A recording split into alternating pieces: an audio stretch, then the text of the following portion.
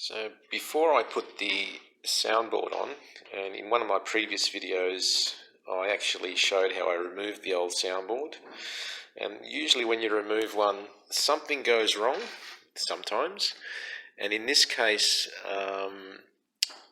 there was a crack before I removed it. That crack was there, but when I removed the soundboard, the two pieces here which I've saved and which I'm going to glue back on, I have to now glue that together. I've decided just to use PVA glue. Wood glue will be enough. I'm just going to slide a little bit in that hole there, and then I've got one clamp. I've got a piece of wood there, and I'm going to clamp it. I'll show you in a minute. I'm going to clamp it here once I put the glue in. The other issue, excuse me, with this instrument, the luthier has a little piece of wood here. The only reason I can think he put it there was it somehow was damaged. It was probably one piece, so that was all one piece, but for some reason he might have chipped it during the boring out process, and he's decided just to straighten it out and just put a little piece of wood there. So that came loose as well during the removal. So I've just glued it back on there just with PVA. I think that'll be enough. I've smoothed it out so that now there's a little bit of a gap there, which I may fill up with glue, but I don't think it matters. Once the soundboard glues onto that, it'll be one piece, and I don't think there'll be any vibration. So yeah, I'll quickly glue this up and I'll come back. So here's an update. I've clamped it now as far as it will go. So if I move these together now, there's no more gap in there. That's as close as it's going to get. So I'm just going to leave that there till the PVA clears up, and then I'll remove this and I'll add the top two pieces. And so the last bit of the puzzle, I've made this little block of wood here on the top. Just give it a bit of a curve, and I've PVA'd or wood glued the other two pieces, and I've just fastened it in like that. So I'll give it a few hours to dry, and that should solve the crack. All that white glue will just come off. I'll lightly sand it, so we'll see how it goes when it finishes. And next step will be to put the soundboard on. So I've prepared both instruments now. So I've made two soundboards. This one is fairly straightforward. There was really not much to do, just a matter of removing the old glue, and this now is ready to go. So before putting the soundboard on, you've got to straighten all these out, which I've done as much as I can. So there's one soundboard, and you've noticed I put a T on there before I put it in the bathtub, before I shaped it. That's because I want that on top. Now with soundboards, you can see the lines there. Now on this side, the lines are a bit wider than that side. So with the instrument, you always put the zill or the higher pitch side.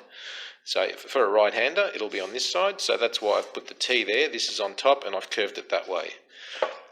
Same with this one. T will be on this side. So the lines here are a lot tighter. This instrument played a bit deeper from memory, so I've given it a soundboard that's got wider lines, because I believe that the wider they are, the deeper it'll vibrate more and you get a deeper sound. So anyway, that's the theory I've heard. I've gone for a wider type of line there, whereas these are a lot tighter, and this one from memory played a bit higher pitched. The instrument I prepared, that glued up really well. I let it stay there overnight. I've just lightly sanded it. Once that's oiled a bit, you won't even notice it's there. So it's just a very fine crack. I don't think we're going to have an issue there, and that's the little piece of wood there is quite good. I removed the fingerboard quite well. I didn't damage it, so I was a bit concerned, but when you remove a fingerboard, with this Turkish type of instrument, or with any type of instrument, just raise it a bit, spray a bit of water under there. Usually most luthiers will have water-soluble glues. Just lift it up, spray a bit of water, let it stay there for a bit, it loosens up, raise it a bit more, put a blade in. You can put something in there just to pry it up. It takes a while, it can take up to an hour. You just got to be very patient, and luckily I haven't damaged that, so the fingerboard's quite good. So the next bit, preparing it, is we're going to cut this to shape. So what I'm going to do is turn it upside down. So before we put the glue on, we don't want it protruding this much, because if you when you tape it down later on, once you put the glue on, it'll just break here. So we just want it to protrude.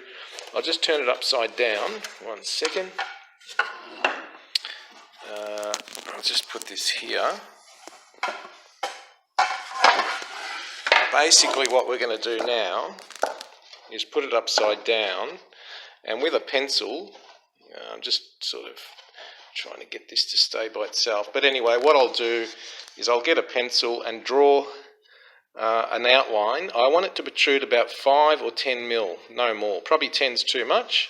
So I'll draw a line along there, right around it. Even along here I'll have the curves. I don't want any of that protruding there. Let me do that and I'll come back. Here's the line that I was talking about. So that it's about 5 or 10 mil, right around there. So that gives the shape. We're going to cut all the rest of this off. So all this will be coming off, and you just do that with a very fine blade.